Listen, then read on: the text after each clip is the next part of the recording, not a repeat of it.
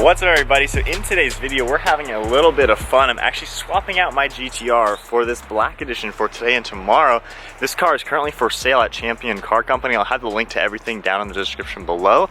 But we're basically gonna see what it's like driving a black edition, kind of look at all the differences that I can notice between my premium and this one. So then to start off real quick, we'll just take a quick look at the premium interior. The seats are a little bit different. The bolsters are a little bit less aggressive in this car. So you can just get a good look of how everything looks. This does have the upgraded leather interior. So it's got the red everywhere, but you can get a good look at how this interior looks. I definitely love the spec of my car. Really, really like it. So that is a quick look at the seats for the premium edition. So this one, black edition, gets the Recaro bucket seats. So you can see how the bolsters are a little bit bigger in this car, a little bit more aggressive on the bottom and on the top. And then you get the bright red accents on the steering wheel, shifter, and the door handles. And one thing I am kind of considering, should I trade in my premium for this black edition? This car is pretty much like mine was when I bought it. I bought my car in the beginning of the year with about 24,500 miles on it. This car has like 24,700 on it. So it's pretty much like buying my car again. However, the black edition does have the different wheels, the spoiler, and then the Recaro seats. So just keep that in mind as we watch today's video. But that is a quick look at the two cars. This is the Super Silver. It is like a 4-stage paint. Really, really nice looking. You can just see how nice the paint is. This does have a PPF film on the entire front and rear bumper. So my polarized lens, it might throw off some of the colors on it. And then my car, of course, is finished off in the gray. But pretty nice to see the two cars next to each other. Black edition wheels versus the premium edition wheels. So now let's start these two things up because this car sounds pretty good.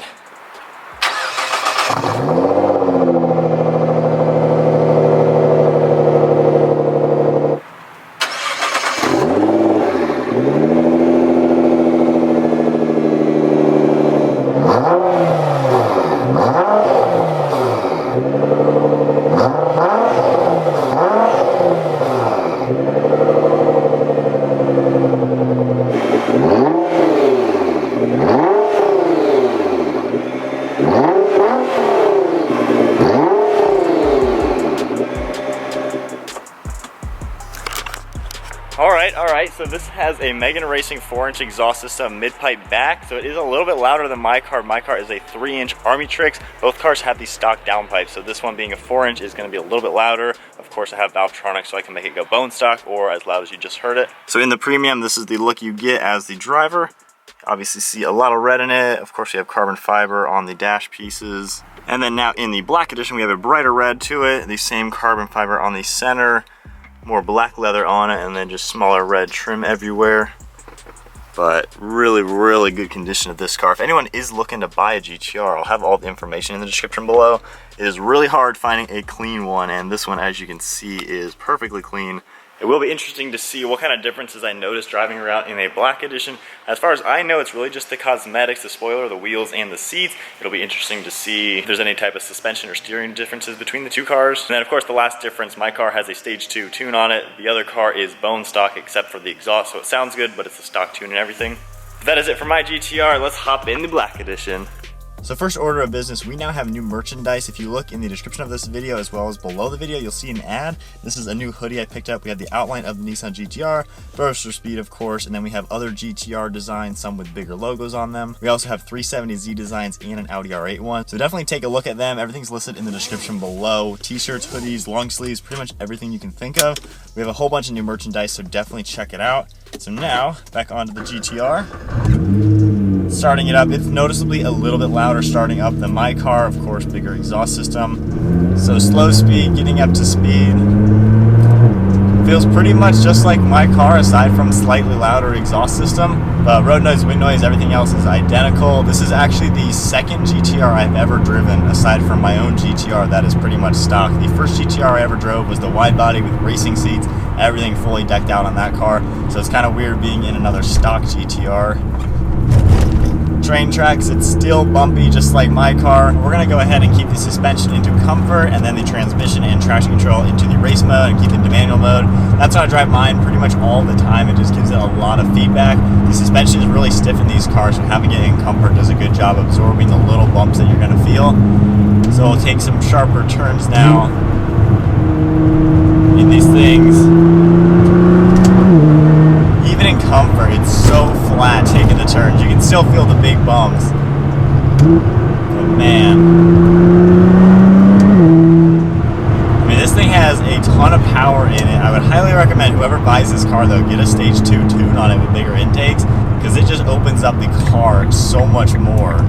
So just a small third gear acceleration.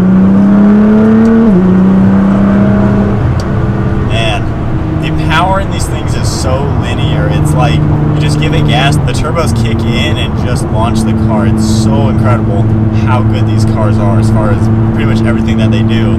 But just taking it on some country roads now, the car is so stable and so planted. We'll go ahead and put it into race mode suspension, even though it's a pretty bumpy road.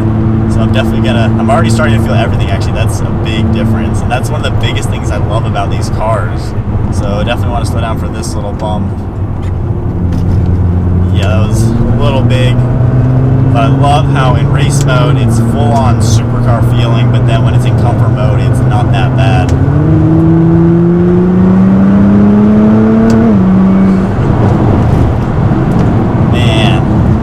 These things are just so responsive. Taking the turns as flat as you can be. The exhaust sounds so good on this car. That's the one downfall with the stock exhaust. Yeah, it's got a really good deep tone to it.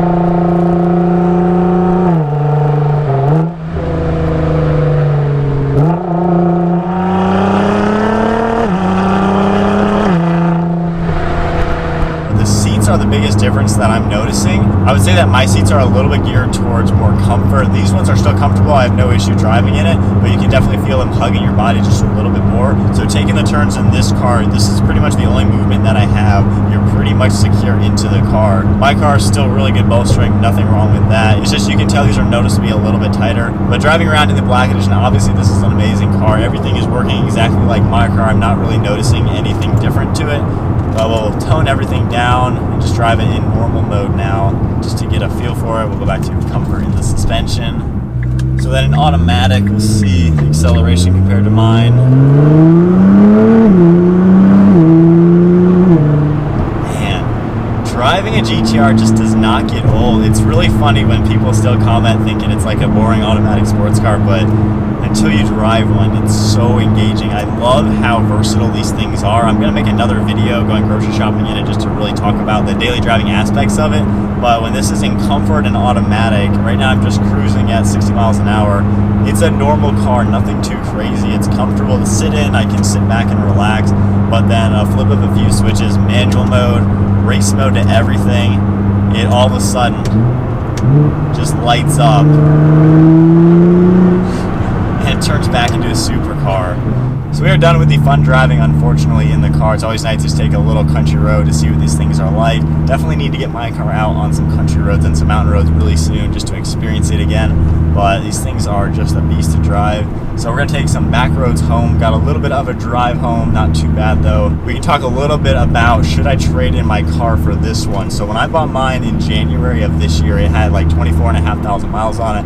One owner car, regular servicing, no accidents, everything like that. This car is a 2-owner car. Every 5,000 miles was at Nissan getting service done, oil changes, all that stuff. So this thing was well maintained, just like my car was. This has 24,000, a little bit over 800 miles on it. So pretty similar mileage to my own car. And then as far as mods go, this just has the exhaust, stock, everything else, which is really nice. Tires are in great shape. And then the body's in fantastic shape. This paint color is really, really nice, as you saw in the beginning clips. The super silver metallic paint, I think it's like a $3,000 or $4,000 option on it. And it definitely looks really good. And then the interior of this car, like I said, flawless condition. The leather, everything looks perfect in it. So this would be a really, really good car to trade mine in for.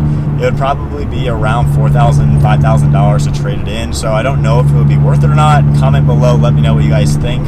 Really the only difference that I'm finding is the seats. These are a little bit geared more towards performance driving. They hug you a little bit tighter than mine do. Mine feel a little bit more comfortable for normal driving. Each seat though, I'm definitely not saying one is bad at the other. My car hugs you really nicely. There's just that extra little bit of wiggle room for more comfort, and then these ones are just slightly tighter just for that little bit better performance. I would say though, if you haven't daily driven one for an entire year, you're probably not going to notice any type of difference. Suspension is still bumpy, just like mine on these bumpy roads like this. So unfortunately, we got some construction, big bump. Oh boy. Even in comfort mode, while that is a lifesaver, even on big bumps like this though, you can really feel how tight the chassis is in this vehicle. Everything is so bolted and welded together. There's zero flex whatsoever within the body. So yeah, that wraps up talking about any differences I'm noticing between a black edition and a premium. I think it's basically the three things: different wheels, the spoiler, and the different seats. I'd love to hear your guys' opinion if this is worth trading in for. And then being a 2014 model year, this has the revised suspension and transmission compared to older generations. So 14 or newer is definitely the one to get. But massive thank you to Champion Car Company once again letting me take this thing home for today and tomorrow. Those guys do a great job with their cars that they offer for sale. I actually bought both my 370Zs there. I wish I bought my GTR from them, quite honestly, because I bought it from a Nissan dealership, and while that was great buying it from Nissan, having it shipped here sight unseen, it came dirty, had a dead battery, needed an oil change, so I'm not really too impressed with a Nissan dealer. But driving this thing around to see my own idea of how the condition of it is, it drives exactly like mine, has the same drivetrain clunks as mine, the same clicks, the same rattles, so everything about this is just like the GTR should be. So putting a few more miles on the car, I do feel like the suspension is slightly tighter. I think in each of the three settings, each one is just one step tighter than in my car in the same setting. I'd love to know if they have tuned the suspension a little bit different than in the premium edition. But aside from that, I think that is the only mechanical difference that I'm noticing. Biggest thing, of course, I am noticing is the lack of power compared to my car. Obviously, this is not a slow car. 0 to 60 is 2.7 seconds. It's a 200 mile an hour car. You would never think a GTR is a slow car, but it's crazy how being a twin turbo car, any forced induction car, you do a tune on it and just a few minor bolt-ons, and it wakes it up so much more. This thing is 13 PSI, that's what we're consistently hitting. My car hits 19 PSI with the tune, so there's a noticeable difference between the two. But this one, everything rides really good. It drives so nice. You can hear the squeaky brakes just a little bit. That's about the extent that this car has.